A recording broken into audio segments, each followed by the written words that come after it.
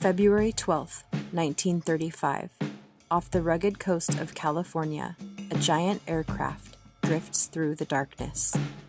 Nearly 800 feet long and carrying more than 80 crew members, it is one of the largest flying machines ever built. Suddenly, something breaks. High above the ship, part of its massive tail assembly is suddenly torn away in the wind, plunging violently into the Pacific Ocean below. The damage triggers a chain reaction. Helium begins escaping from the ship's enormous gas cells. The crew scrambles to save their aircraft. Distress signals are transmitted. Ballast is released. Men rush through the giant airship as alarms sound. Then something strange happens. Instead of falling, the wounded aircraft begins climbing. Its nose rises into the night sky over California. For a brief moment, the giant ship seems to defy gravity itself, but the climb won't last. Within hours, the largest flying aircraft carrier in American history will be resting on the bottom of the Pacific Ocean. This is the story of the USS Macon. To understand the USS Macon, we have to return to a time when airships represented the future. During the early 20th century, airplanes were still limited in range, speed, and reliability. Airships offered something aircraft could not: endurance. They could remain airborne for days, travel enormous distances, and carry heavy loads across oceans.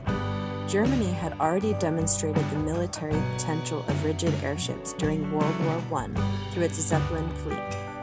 Around the world, military planners imagined giant fleets of airships scouting enemy territory and controlling vast areas of the sky.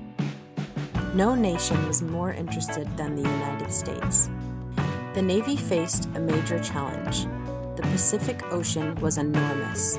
Finding an enemy fleet before it found you could determine the outcome of an entire war. Navy strategists believed that airships might provide the answer. The Navy's solution came in the form of two enormous rigid airships, USS Akron and the USS Macon. Built by the Goodyear-Zeppelin Corporation, Macon was completed in 1933. At approximately 785 feet long, it was one of the largest aircraft ever constructed. For comparison, it was only slightly shorter than the Titanic. Inside its aluminum framework were 12 enormous helium-filled gas cells providing lift for the entire vessel. But Macon carried something no other military aircraft had successfully integrated on this scale: its own air force. Hidden inside the hull was a small hangar capable of storing multiple Curtiss F9C Sparrowhawk fighter aircraft. Using an ingenious trapeze system, pilots could launch from and reconnect to the airship while it remained in flight. The concept was revolutionary. Macon would act as a flying aircraft carrier, scouting huge sections of the ocean while deploying smaller aircraft to extend its reach even farther. For a brief moment, it seemed like the future of naval aviation had arrived. Macon was based at Naval Air Station Moffett Field in Sunnyvale, near San Francisco. From there, the giant airship became a familiar sight over California. Residents throughout the Bay Area and along the Central Coast occasionally looked skyward to find the silver giant silently crossing the horizon. The ship routinely conducted patrols and training missions over the Pacific.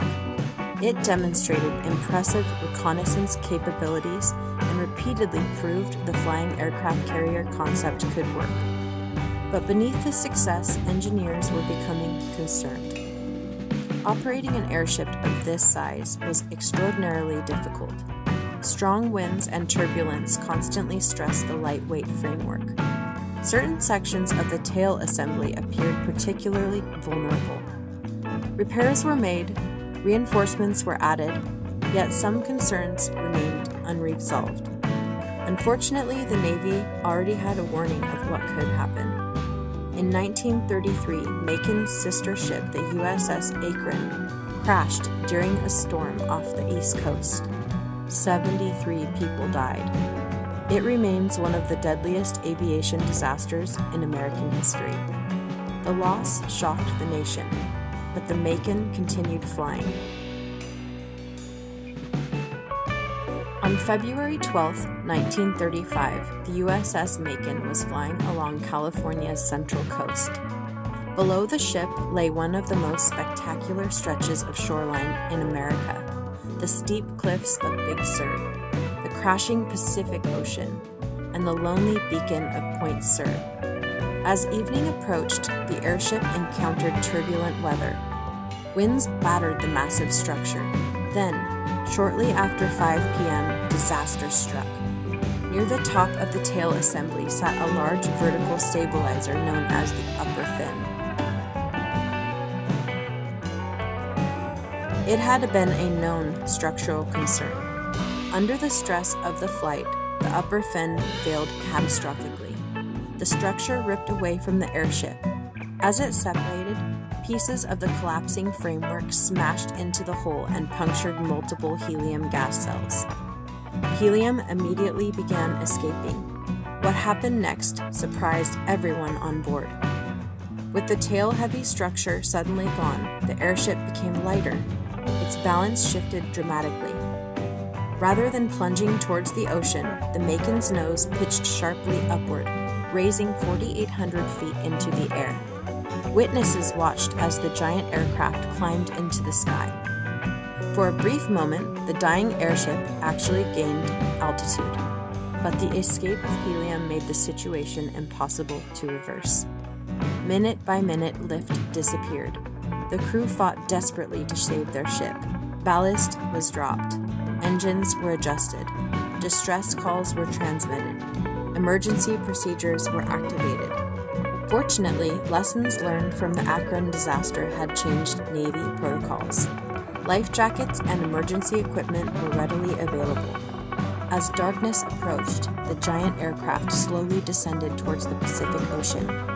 Unlike the fiery destruction of the hydrogen-filled Hindenburg that would occur 2 years later, there was no explosion. No massive fire. Macon was filled with helium, not hydrogen. Instead, one of the largest aircraft ever built gently settled onto the ocean's surface. As the Macon sank into the Pacific, the sun was setting over California. Many of the men on board had spent years working on the Navy's great airship experiment. They had crossed deserts, flown over oceans, launched aircraft from the sky itself. Now they stood on the deck of a dying aircraft, watching the coastline fade into darkness. None of them knew it at the time, but they were witnessing the end of an era. Here we see her captain describing the crash just after rescue. $4 million dirigible, which since her completion 2 years ago has been the eyes of the fleet, today lies a twisted mass of wreckage 250 fathoms deep off the California coast. The giant air fighter crashed into the sea while cruising in war maneuvers. Just at dusk, one of her gas bags burst, then another, then a third. Why? No one knows yet. The great ship became unmanageable. It nosed up several thousand feet and then dropped rapidly despite emergency efforts in the control car. Commander Wiley finally ordered abandon ship. The huge craft, which the West Coast so recently hailed, lurched into the sea. Its officers and men, dropping to safety with rubber life rafts as a dozen Navy vessels ablaze with searchlights, rushed to save them. Here are 50 survivors of the Macon crash coming ashore.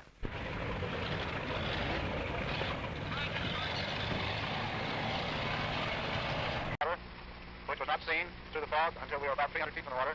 The order was given to stand by for a crash. The ship hit the water within 30 seconds after the order, and most of us, I believe, were catapulted into the water. We were in the water about 45 minutes and are now ready for duty in airships or wherever we may be assigned. Remarkably, the disaster could have been far worse. Of the 83 men on board, 81 survived. The first casualty was radioman First Class Ernest Edwin Daly. Daly was working near the damaged section of the tail when the structural failure occurred. He was swept away during the collapse and lost before the airship reached the water. The second victim was Mess Attendant First Class Florentina Edwipa. He survived the descent itself, but drowned during the evacuation after entering the ocean.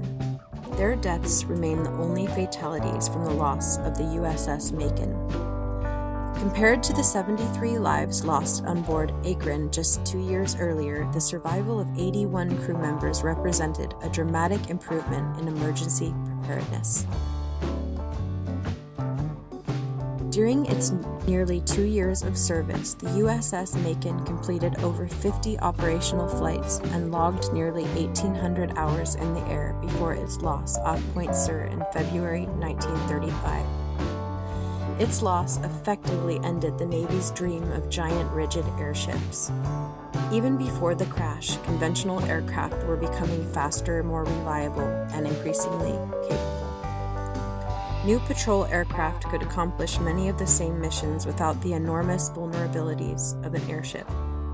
The age of the flying aircraft carrier was coming to an end. Within a few years, advances in aviation technology would make rigid military airships largely obsolete. Sadly, for proponents of the airship, the foreseeable future belonged to airplanes. Today, travelers and tourists come from all sides of the globe for a glimpse of the majestic cliffs of Big Sur. They look out across the Pacific without ever realizing what lies beneath the waves. Decades after the disaster, exploration of the site revealed remarkably well-preserved remains of the airship, and even several of the Sparrowhawk fighter aircraft it once carried. The wreck has become one of the most important aviation archaeology sites in the United States. Nearly a century later, the Macon remains a symbol of one of the boldest experiments in aviation history. It was a flying aircraft carrier, a technological marvel, a vision of the future, and a reminder that not every innovation succeeds. Yet today, the idea still captures the imagination, and for me, a longing to know what a future with airships would have looked like. Somewhere beneath the cold waters of California's rugged coast, the last great American flying aircraft carrier continues its silent watch over the Pacific. The USS Macon may have fallen from the sky, but its story never truly disappeared. 90 years later, the Pacific has kept its secret. Twisted aluminum, aircraft that never flew again, the remains of a future that never arrived.